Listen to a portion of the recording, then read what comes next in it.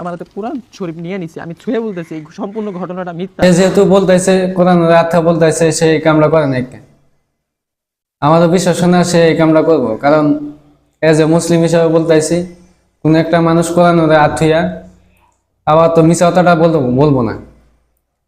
সে যে content creator, সে অনেক বড় একটা ইউটিউবার বা ফেসবুকে অনেক কন্টেন্ট বানায়, তার ভিডিওর মধ্যে মিলিয়ন মিলিয়ন ভিউ, তার অনেকগুলা পেজ আছে বা ইউটিউব চ্যানেল আছে, সে মাসেও অনেকটা ইনকাম করে। তো সে টেহার অভাবে এইগুলা কাম করবো বলে আমার বিশ্বাস হয় না। কারণ কিবা কিবি এটা মধ্যে কিবা কিবি অন্য মানুষ ঢুকে আছে, তাছাড়া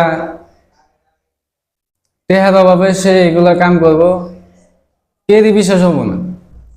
আর কি রে ভাই, কিবা কিবি হয়েছে সেটা তুমি কোরআন আত্মীয় মানে তুমি বলতেছ, পাবলিকে বলতেছ যে আমি এই কাম করিনি কে, এটা তো ঠিক নেই রে ভাই।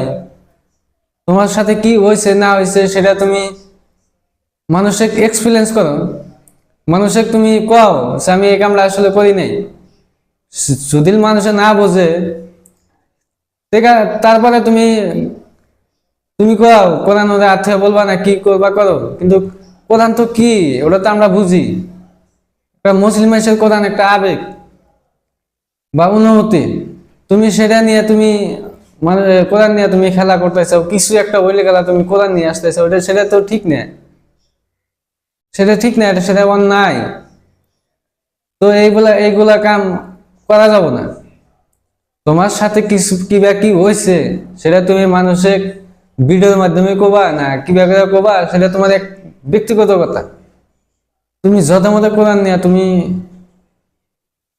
একটা বস্তু তুমি সত্যবাদী তুমি প্রকাশ করা হবে না। না তুমি কামলা করো নাই ঠিক আছে, মানুষ তুমি কাম করে এটা করবা না এটা সবাই জানে, কিন্তু সেটা কোরআন আত্মীয় তোমার বলার কোনো দরকারই নেই।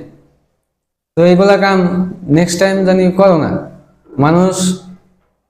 মানুষের মাথায় গিলু আছে, মানুষ ভাত খায়।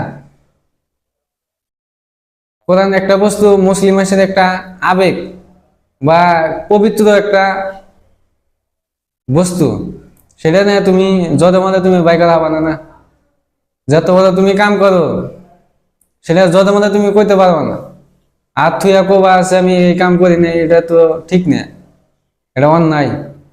নেক্সট টাইম এইগুলা কাম তুমি করবা না।